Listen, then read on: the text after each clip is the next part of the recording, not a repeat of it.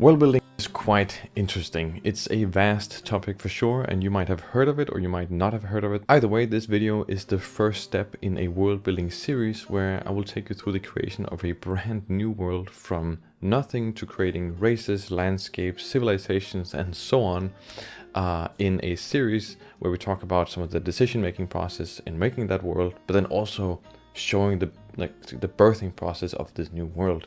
Now, there are a lot of great videos and content on creating worlds, but I think most of it is about how to create a world and sort of guides on doing that. And very few go through the actual creation process of a specific world. So I thought, that's what we're gonna do. That would be great. But along the way, we'll also discuss sort of some of the approaches and methods for building this world. But in the meantime, building a brand new world. And in this very first episode, we will cover where to start with world building. So first off, what even is world building?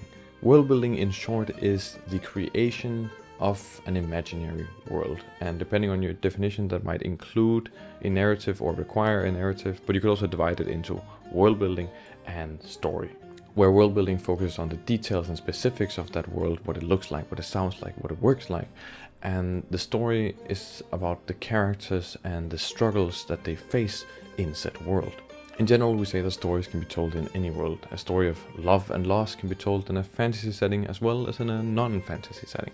You could also build a world completely without story and just focus on the details, but we will discuss later on the series why you might not want to do that. For the purpose of this series, we'll be dividing world building and storytelling into their own two things as much as we can, but we will be discussing both. So all this world building, what is it really for? Well, it is mostly used for entertainment purposes, like especially in sci-fi and fantasy, we see these larger than life worlds, and they help us with escapism and immersion into something else. It intrigues our fantasy of living something else.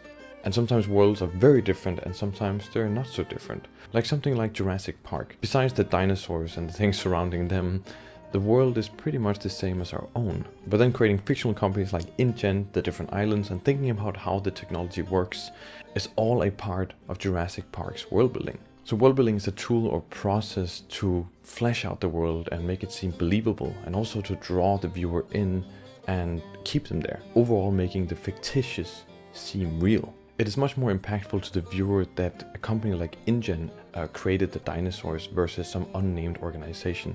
The fact that they are InGen and they look the way they are adds to our experience, because we can then reference other companies in the real world that are similar to InGen, and it helps create that immersion and believability. And once they're done with their project, then they have this fictitious InGen, and they could tell a different story that is completely different from the Jurassic Park stories, but that revolves around this fictional InGen. So world building as a whole is used for games, films, and books, but they're also used by different professions. Writers might seem like the obvious answer here, that writers need to use world building to tell their stories, but designers for video games, visual designers, might also need to use world building as a tool to help give weight and emphasis to their designs. Or a board game designer might have mechanics for the game, and then they want to introduce some setting to help immerse the players into their otherwise abstract mechanics. Let's just take a quick look at some other world builds and see what we can learn from there. So a really obvious one, and one you have to know, one of the essentials, is Middle Earth from Tolkien's work. Tolkien had an almost obsessive approach to world building. The amount of detail and volume of work he put into this world is just incredible, and it's helped define many of the modern things we do today in regards to world building. Tolkien was also what we call a world builder first, then story kind of person. For Tolkien, building the world was the goal, and then the stories took place in that world. In fact, he took it even one step further. He was actually making a language. He was making this Elven language because he was a linguist, and he needed a world for this language to exist in. So he created a language, then created a world for that language to exist in, and then stories within that world. And that's completely the opposite to how somebody like George R.R. Martin did in his A Song of Ice and Fire. George R.R. Martin is a story first, then world kind of person, which means he writes the story out, and then the world sort of has to fit to whatever the characters need at that time. Further interesting comparisons can be drawn between the two mega fantasy franchises. Tolkien's world was very inspired by folk tales and adventure and a sense of myth overall, where George R. R. Martin's things came from a world of sci-fi, and so there was lots of political intrigue, grey characters, and shifting moralities. And A Song of Ice and Fire had a more limited and grounded magic system. On that note, magic systems are incredibly interesting. I think overall magic systems can be thought of kind of that defining quality of your world. There will be a whole episode dedicated to just magic systems in this series, but I think it's interesting because I like to stretch the definition of magic system a little bit in the terms of world building. For me, magic systems are sort of the unique rules of your world, and sometimes that comes out as magic and sometimes it's a little bit different. I just like to call it magic system because that's quite often how it's depicted in fiction. This, of course, is not always the case, but something like Avatar: The Last Airbender has a great hard magic system. And sure, the stories are about the adventures that our characters go on, but the overarching idea of the story and what it really is about how the imbalance of the magic system causes turmoil and conflict in the world. The magic system is literally ingrained into the story.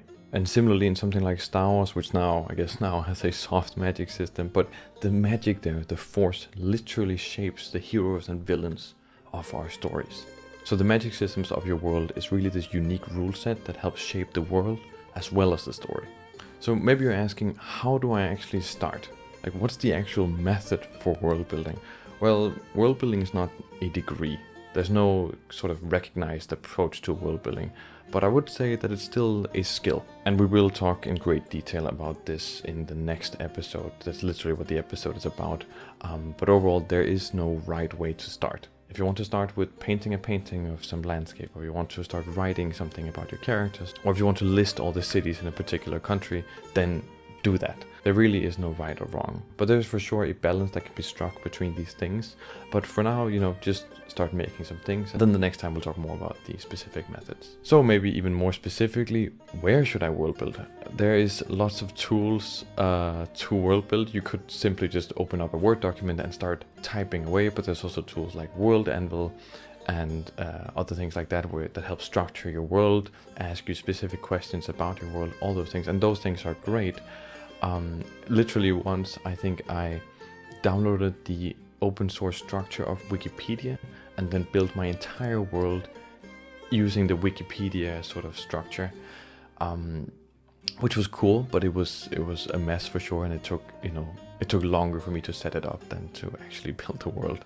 But nowadays there's a specific tool I use every time, and I think it's just the best tool, and that is Miro, which used to be called Realtime Board, and I'm not sponsored or anything like that by Miro, but I really like this tool. And Miro is sort of this whiteboard with node graphs where you can delegate things and move things around, and it's a very visual tool, and you can do both text and images and video and all kinds of things in there. I just find it the most flexible tool out of all of them, but if you have preference, then use something else. But I would definitely recommend using Miro, or at least checking it out. Alright, with that said, you might be asking, why does my opinion matter on this? And it doesn't, right? If you find what I have to say interesting, then keep on watching. If not, then that's fine too. But I will say this, world building is a wild west of sorts, because there's no recognized skill bar for world building. But we do find some worlds more compelling than others in fiction and so on, but that's so subjective too in a way. So the way I world build might be more appealing to a certain crowd than another crowd. However, I have a great passion for world building, like truly. Some people say that they work for a living. I would say that I work to world build, or even better, I live to world build. Professionally, I work as a concept artist in the entertainment industry, which means I make visuals and ideas for games and films. But really, it was the fastest way for me to combine my love for visuals and world building. However, world building is really what I want to do.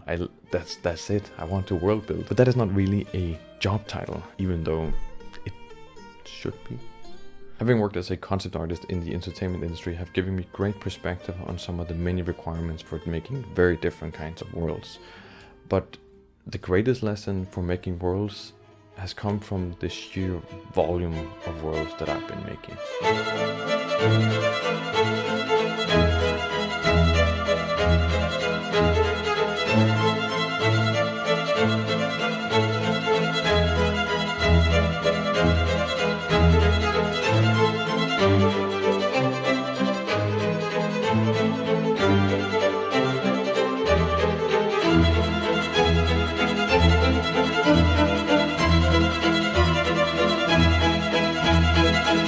That is a small assembly of some of the stuff I've been doing for the past 10 years.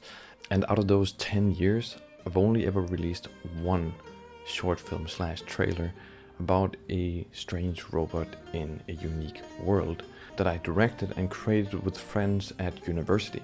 Now, will all these worlds see the light of day? Maybe not. Some were planned and some were very close to going public, and some of it is reflected in the content on this channel and reflected in some of my other work. But in short, I've been doing this for a long time and I've learned so much, and what I want to do with this series is just show what I've learned and share that with the world. And that is pretty much it for now. I know that I promised that we would be building a world, and we will get to that. We just need to talk a little bit about the methodology first, which we'll do in the next episode, but we will get there. But with that said, I hope you guys enjoy watching this video. I hope you learned something. I hope it was useful. Thank you guys so much for watching. I'll see you in the next one.